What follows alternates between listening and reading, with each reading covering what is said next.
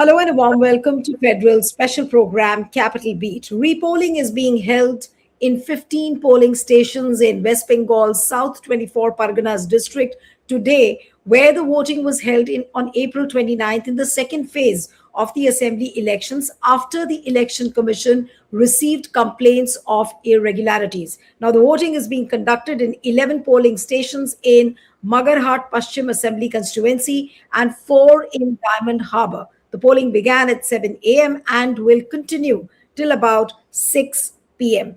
Now, this repoll order was based on reports received from returning officers and observers of the two constituencies and material circumstances. But the news which is just coming in is that Election Commission has deployed additional counting police observers for the security purposes amid the repolling in West Bengal. That's the news which is just coming in. EC deploys 165 additional counting observers and 77 police observers in West Bengal to strengthen the security and oversee law and order arrangements around counting centers and ensure that the counting proceedings are conducted in a secure and transparent manner. So the question we're going to be asking today in the discussion is that who benefits from this repolling? Is it TMC or is it BJP? But in the meanwhile, I will also tell you what happened to the petition of the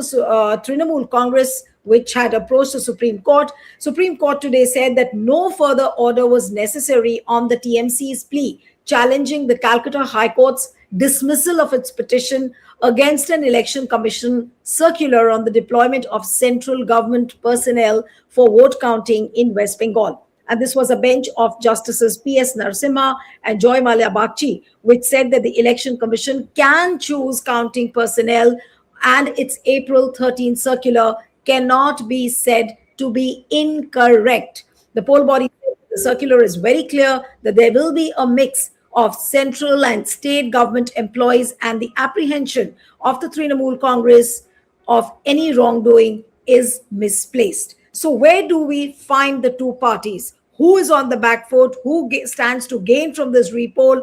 And especially after this particular order coming from the Supreme Court. So we'll try and look at both these angles. Joining me this evening is Shikha Mukherjee, senior journalist and political commentator. Thank you so much, Shikha, for joining. We have Samir Purkaisa, who's the Northeast editor of the Federal. Thank you so much, Samir, for joining. And I'll begin with Shikha. Shikha, how do you see this repolling? Has it been peaceful? What are the kind of reports which you've got? And what is the voter turnout, if any idea? Because the last time we saw that the voter turnout had crossed like almost 90%. So what about this repoll voter turnout? And who stands to gain from this repoll, especially when it happens in the South 24 Parganas? Yes. Neelu, I think the fact of the matter is that there is repolling happening in 15 booths. Now, 15 booths is a very small number, and 9 booths out of all the booths in any one constituency is also a pretty small number as well. However, this is where there is so much speculation. There is so little. Let me reframe this. This election has been unprecedented in terms of the kind of rumors, speculation, and conspiracy theories that have been going around. Therefore, when we talk about repolling in 15 booths, what is being rumored and the conspiracy theories that are doing the rounds are very simple. There is going to be manipulation. Now, manipulation in this context, when the Trinamool Congress has almost zero control over the machinery of manipulation, because as of now, there is this incredible police bandobast, and there is the EC's own bandobast, and more additional bandobast which they are putting in place. So the speculation and the conspiracy theory is that this is another EC in cahoots with the BJP mechanism to juggle the margins. And decrease the Trinamool's chances of winning. Now, if this were only a Trinamool conspiracy theory or rumor, then it would be part of regular politics, the usual kind. Unfortunately, it isn't. All kinds of people who are not Trinamool, who are not BJP, who are just ordinary people, are talking about it. What do you think will happen? What do you think will happen? The kind of question that you're asking. The reason is very simple. A particular environment has been created around this election where such conspiracy theories and rumors have gained a kind of life of their own and a credibility of their own, which is amazing, actually, because what it suggests is that no process in the election is any more transparent or trustworthy. I think that is the most astonishing thing that I've experienced. The repolling being just the last, or rather not the last. Nothing seems to be the last. This micro observer thing, police observer thing, there's no end to it all.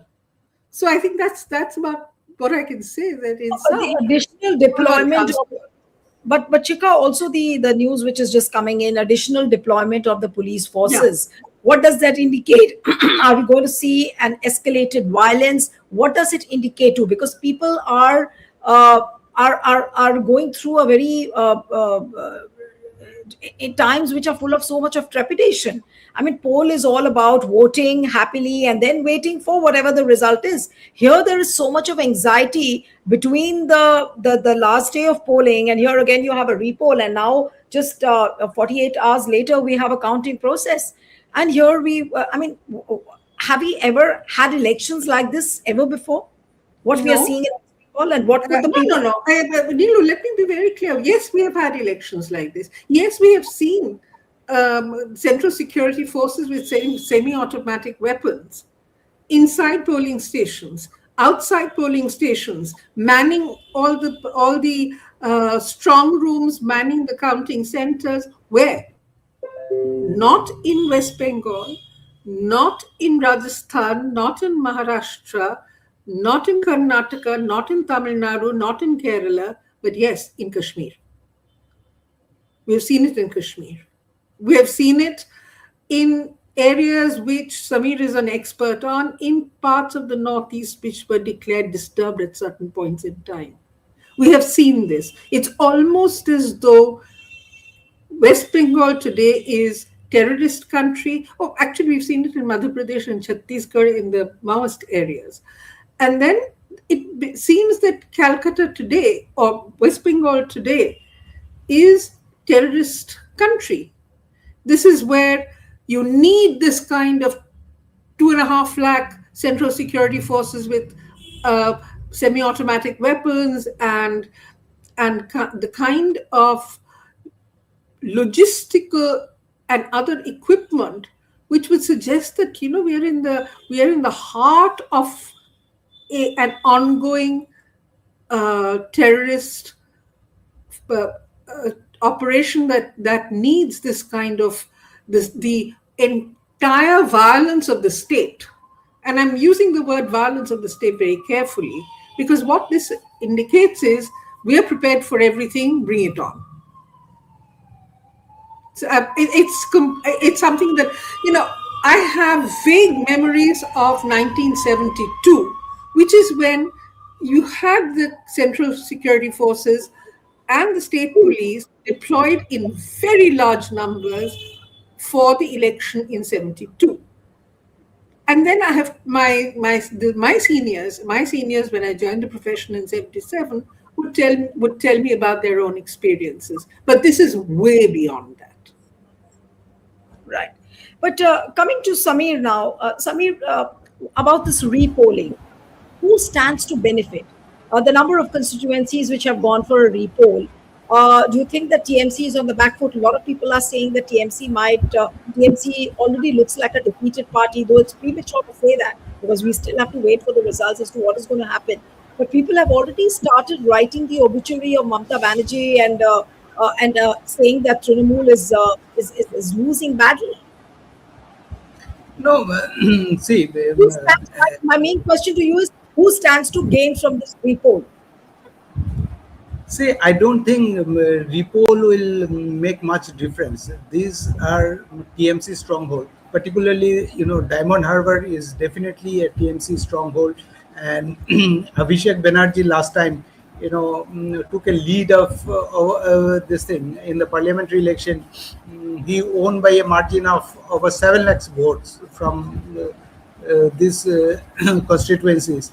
Uh, so, and Magrahat, which is under Jayanagar, this parliamentary segment, parliamentary constituency, even their TMC is a very strong contender, and I don't think this repoll will make much difference.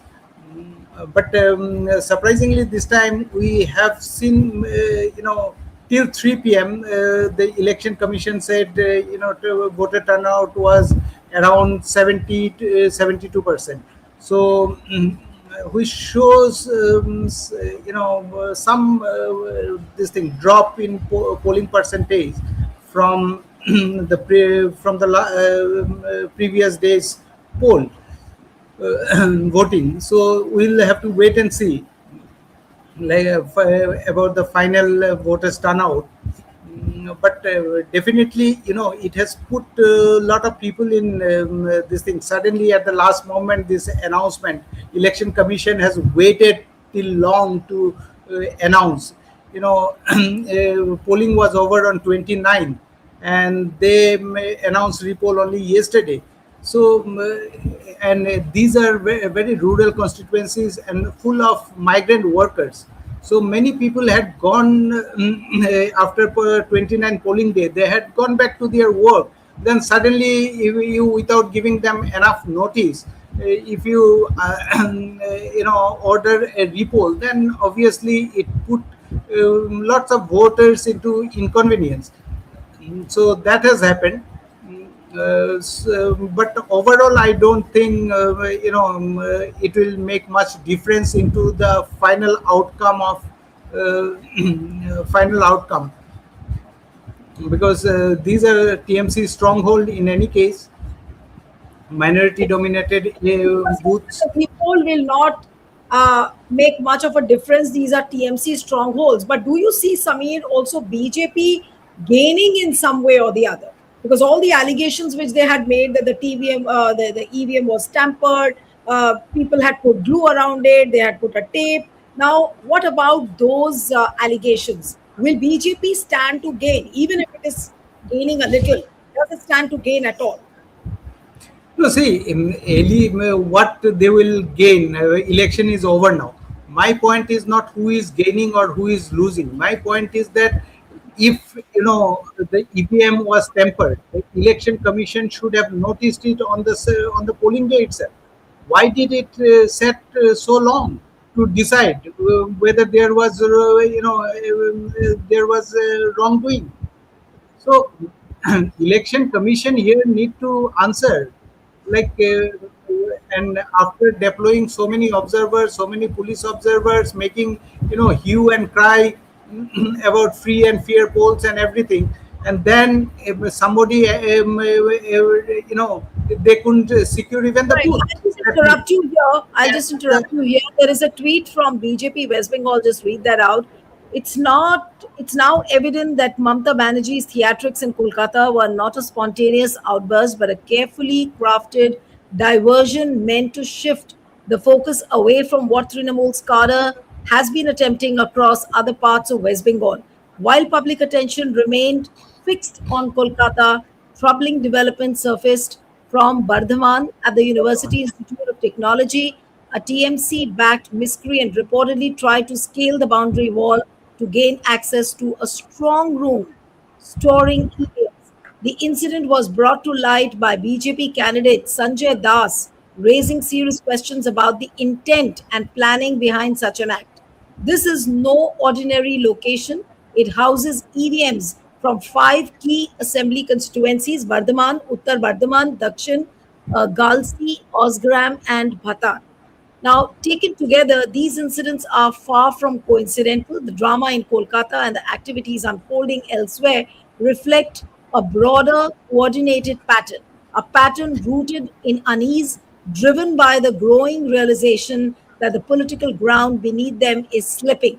This is the face of desperation. The Trinamool is aware that the tide has turned. The people of West Bengal have already delivered their verdict. May 4th will merely formalize the inevitable. Now, Samir, I want you to comment on this particular case. Now, Trinamool was saying yesterday, and they had leaked a footage of how the strong room was opened and the ballot boxes were being tampered at the Netaji Indoor Stadium in Kolkata. And now you have a BJP tweet almost alleging the same thing. Is it a No, sign of see, extension, or is this really happening, what we are seeing? so this is not the only allegation. BJP's Bidhannagar candidate has also alleged that strong room was opened and all this thing. So, but the BJP cannot have the cake and eat it too. Uh, if who was guarding the strong room? It is not the TMC's responsibility to secure strong room. It is the EC's responsibility. So the problem here is this: we have an umpire now. Nobody is believing him. That is the serious problem. Neither the this is a serious, And the no employer and confidence the on. employer is not saying anything except for releasing the press release saying that we are deploying additional forces. Right, and ultimately, even after deployment of additional forces, we see allegations of somebody entering the polling booth and tampering the EVM. So I don't know what the forces were doing, and here you see this is a serious expression of serious no confidence by the BJP against the ECI, this kind of allegation. And this is not the only but, along with the TMC, even the BJP has come up with a slew of allegations against the strong room being open, strong room being compromised, this kind of allegations. So my question is it is the responsibility of the EC to ensure that this kind of this kind of incident doesn't happen. There is already huge trust deficit on the election commission, and this kind of allegations only compounding those deficits. It's increasing the trust deficit. So whatever now even the TMC allegations, this deployment of more observers, it's part of that. Neither the election commission has any confidence on the state machinery, nor the state's ruling party has any confidence on the election commission. And this overall, this is a very very poor advertisement for our democracy. Right. No, So but Shikha, coming to you. But the if this kind of a scenario brews up in any state, what is the most immediate action which should be taken? Now, whether election commission will act or not, we don't know, because there are a whole lot of questions about the neutrality of the umpire, the election commission. But what does one do in an ideal situation if a thing like this has come up where neither parties have their trust reposed in election commission? Then what happens? Well, what should happen is for the election commission to reflect on why it is in this shape and state, and what it needs to do next. What it needs to do. Well, if I were an election, let me put it this way: if I were an election commissioner, if I had been tasked with upholding the independence and impartiality of an election commission, of the institution of the election commission, not this election commission, but the institution of the election commission, as a body which the sovereign people must have faith in, must trust implicitly, I would resign.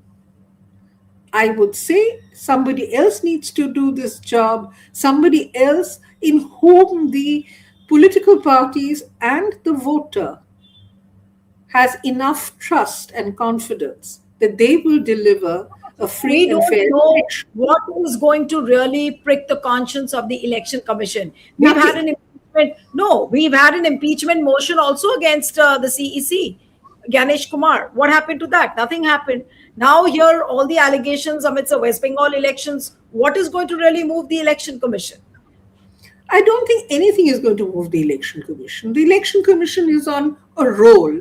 It thinks that whatever it does is right. I mean, can you imagine an election commission which kept changing the rules as the SIR was being rolled? I mean, when you did it in Bihar, one could understand, this is the first ever of its kind, and therefore you are still inventing the rules to make it perfect. But you reach West Bengal, you reach 4 other states, and you still haven't got it perfect in West Bengal. How come?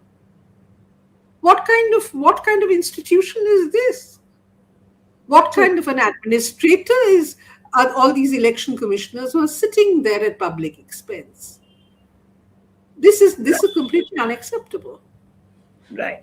Samir, coming to you about this Supreme Court plea which Mamata Banerjee had taken to the Apex Court, where Supreme Court has clearly said that EC, Election Commission, can choose the counting personnel, no further order needed. Now, is this not a setback for the Trinamool Congress? See, there is some confusion about the Supreme Court's order, because Kapil Sibal this evening apparently held a press conference in Delhi, wherein he clarified that Supreme Court's this order was misquoted by the media. So I'm not privy to the court's order, but you see, overall, on the same issue, I can say this is, I personally feel it's a misadventure of the TMC every time going to the court on issues like this, because the election rules clearly says that conduct of elections is the whom to deploy, whom to put in election duties is purely a prerogative of the commission, and the Calcutta High Court had earlier also made it clear. So now TMC is going to the Supreme Court. I don't know what relief they would get, but and having covered counting process for all these years, I can say that it who is the officials won't make much difference, because all the political parties counting agents would be there. So the TMC also has now developed this habit of picking fights on every issue. That is, somewhere, creating an image of the party that, okay, for everything they are running to the court. So and you have seen in other similar issues, the court rejected their plea. So every time going to the court won't do much good to their overall image. And even No, if but then TMC would always no, but Samir, in this kind of a scenario, TMC would always come back and say that when we don't have trust restored in the election commission, so what does one do? You are left with no option but to approach the court each time. no, but you have to understand, even before going to the court, you have to understand the legality, how strong your case. So, in any case, this whom to deploy on election duty is purely a prerogative of the commission, and the court had made it very clear in earlier instances also, when so many officers were this thing transferred out of the state. Shikha wants to say something. You may say, Shikha was raising, Samir, just hold on. Samir, just let hold me on. just- I think Shikha let me Shikha just was one. complete this last sentence. So you may say it is unconventional, unfair, but I don't think it is not legally All right. it's not. It will not stand. It will not stand legal scrutiny. Right. All right. Shikha, you were raising your hand. Just unmute yourself. You're muted. You're Oh, muted. sorry. Yes. Yeah. Go ahead. I'm Go ahead. not muted anymore. So basically, I think what the Trinamool is questioning and what the people are questioning, and I'm making a distinction between the Trinamool as a political party and the concerned members of the public who are raising this also as a question. Why did you bring in officers from the central public sector organizations? The nature of the appointee is in question, because there is a sense that they are far more open to pressure and far more open to being obedient rather than assertive. So you are saying TMC's fear is not misplaced. They did a right thing by going to the Supreme Court with a petition. Well, they have raised a point, and I think the point is legitimate, that the kind of personnel who are deployed to oversee something as sensitive as counting need to be trusted on all sides and need to be seen to be above partiality and influence and pressure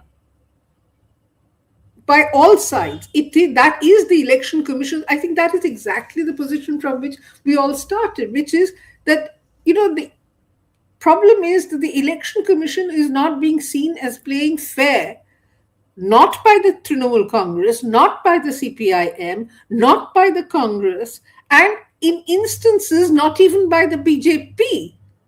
So this trust deficit, this sort of deficit of confidence in an institution is what is very disturbing, especially when we are going through the democratic process of elections.